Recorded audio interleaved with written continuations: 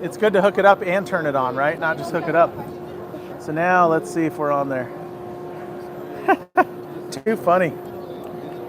There we go. Hello, hello. Hello, hello. There we go. All right, it's working. Okay, so I've done 3 coats. I'm gonna do another one. So you can see I put a pretty good amount on, and then I'm just squishing it across and kind of pushing that line down into it. And that's how I've always done it. The trick is, a lot of people will come in and say, oh, I did 20 coats, and I'm like, you don't need to do that, that's ridiculous. The reason they do that is because then after this, they'll sand too much. So when I do this, I want to feel how it is and look at it, see if it looks coated. And can you see how it kind of looks ripply? It's not like flat, but it's not rough. Yeah, stick your finger in here.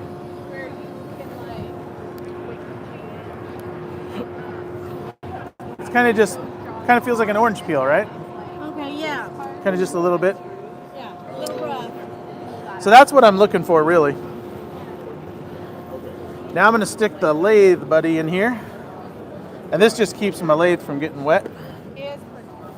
Now, what I'm going to do one more time, since that's going to be my last coat, I'm going to hit it one more time because I want to make sure it's all cured perfectly. And I usually take my time here because I don't want to rush. I want to give that time to spin and flash off any extra accelerator.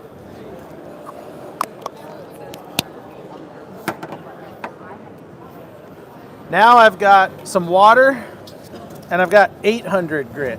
So I'm going higher because I don't really want to sand this for the sake of sanding. All I want to do is make it flat.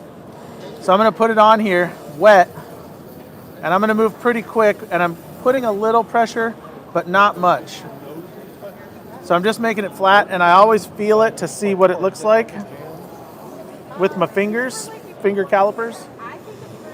And I'm just feeling for any imperfections, because if there's like a dot or something in your finish, your fingers will feel it when it's spinning, but sometimes not when it's round. So that feels pretty smooth. Go ahead, Eric, give that a feel. Nailed it. So how Great often job. do you recalibrate your fingers? The finger calipers, Yeah. they're recalibrated daily. Okay. So that's really smooth. Did you feel that? So I'm going to go straight from there to Zona. Now you don't have to use Zona. If you use micro mesh or some other, if you use magic juice, whatever, do that. I just use Zona because I like it. So I cut the Zona into strips.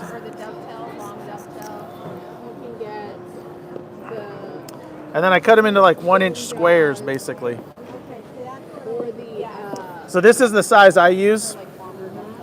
And I just leave them in order so I don't have to remember the colors. But it's always wet. So dip it.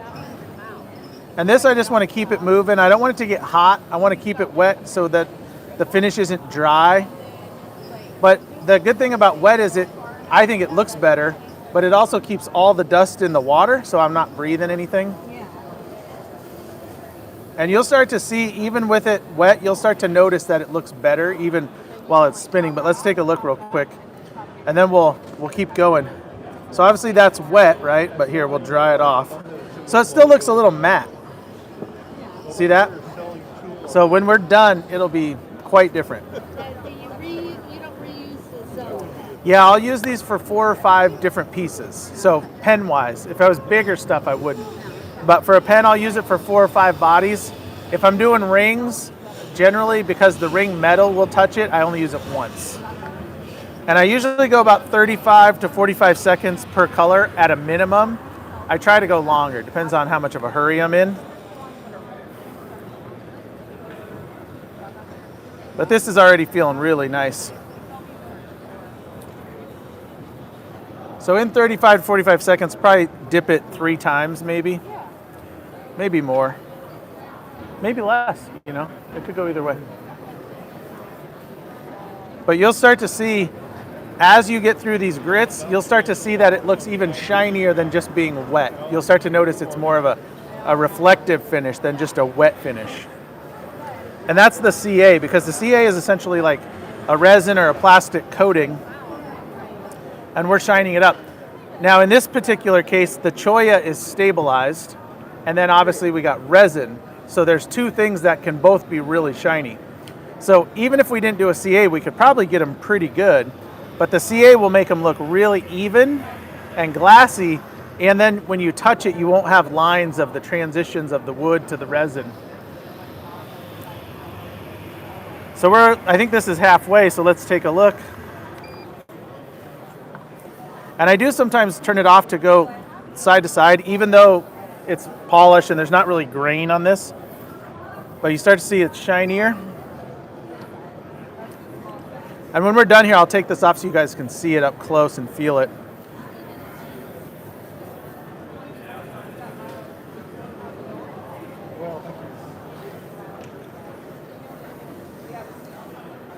And I just like the water because everything is, I think it's always shinier when you sand or polish with water versus dry. But to me, the dust, it's worth it alone for that.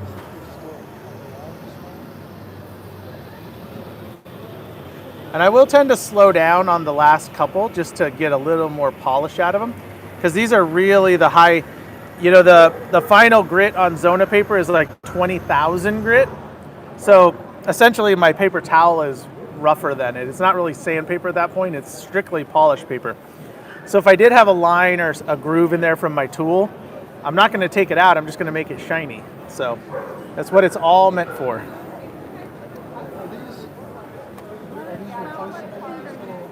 I'm at 770. I like to be between 7 and 900. No, if you go faster, you tend to build up more heat with this stuff. Even with the water, you can make the water hot as you're turning. So this keeps the water cool. I can move a little slower. If I go faster, I have to move faster to not get radial lines. But this is like the main thing with pens. The turn-in is the easy part. It's the finish that you want really good because that's what'll set them apart from, you know, other less good finishes.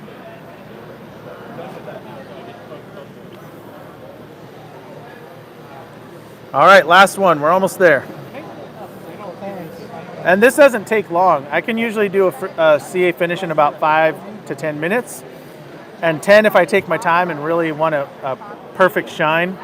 I think we probably did it pretty quick here, even though we were talking our way through it.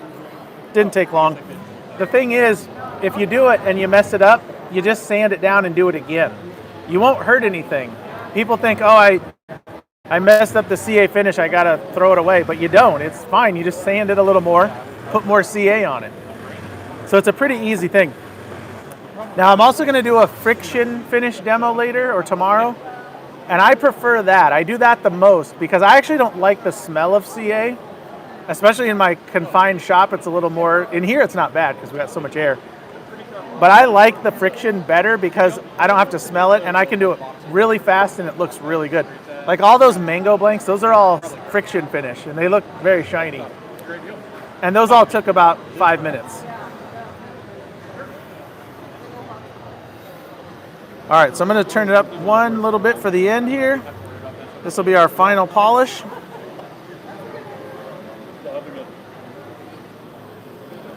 All right, yeah, so I can reuse these. I'll use these for the next demo. And the lathe buddy kept me dry.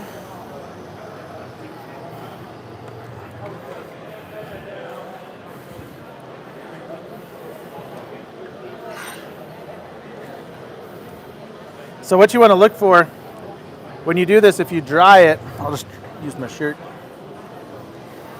You know, everything can scratch it. So like if I use my shirt and it's rough, it'll scratch it. But I want to use the light for those lines and look for breaks in the lines. And that's how I can see if I got a good finish on it. But you can take a look there. And just to be clear, I would when I'm at home doing this for stuff, I would look at it real close, magnifying glass, make sure it's all good.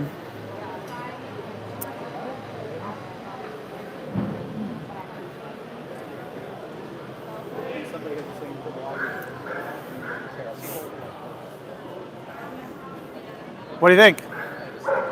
Wasn't too hard either, right? No. Pretty easy. I think a lot of times people overcomplicate CA. because they'll come into the store and be like, oh man, I've been doing this for hours and it looks terrible. And I'm like, you got 5 minutes, let's go do one. And we literally do just what I just did here. And it usually comes out pretty good. So it's not bad. Let's see how we did here. Yeah, how'd you do? Yeah, we cast this one. Have any trouble what? You do a block or an individual cast? We do individual. It's the ones you see over there. Here's the blank before I turned it.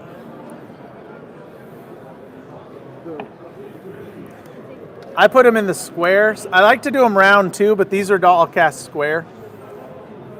The big square block. The individual pen mold that we have down there. I think you got some. Yeah, I just dropped the choy in there and do it. These are stabilized. The ones we sell, I stabilize because I don't want anyone to have any issues. When I make them for myself, I rarely stabilize them because I just want to cut the time out. So, stabilized shine better. They do look better, but not a huge amount. So, like, if I'm making them for me to sell or give away and I don't mind, I'll just not stabilize them. Save a couple days time, you know. So, yeah. So there you go. That's the one. Pretty easy, right? And I do have this on the Turner's TV. If you want to watch this, it's like a 5-minute demo or 10-minute. You can watch it again for the steps if you forget anything. So, all right. Thanks, guys.